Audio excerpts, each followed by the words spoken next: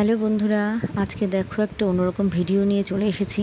তো আজকে হচ্ছে দেখো ছাদে আমি একটা গামলার রেখেছিলাম।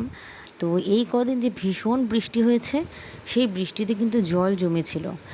আর এখানে আমি কিছু সবজির খোসা ফেলেছিলাম যে একটা সার হবে, আমি গাছে দেব। তো দেখো বন্ধুরা, সারের থেকেও বড় কথা এত সুন্দর গাছ হয়ে গেছে। ছোট্ট একটা কুলেখাড়ার ডাল ফেলেছিলাম, এই গামলার ভিতরে ছিল সবজির মধ্যেই। তো তার থেকে যে কত সুন্দর গাছ হয়েছে দেখো, একটা সাইড পুরো একদম একটা গোছা মতো গাছ হয়েছে।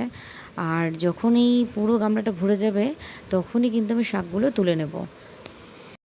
যাদের কিন্তু গায়ে বেশি রক্ত নেই, রক্ত শূন্যতার অভাব আছে, তারা কিন্তু এই পাতার রস খেতে পারো।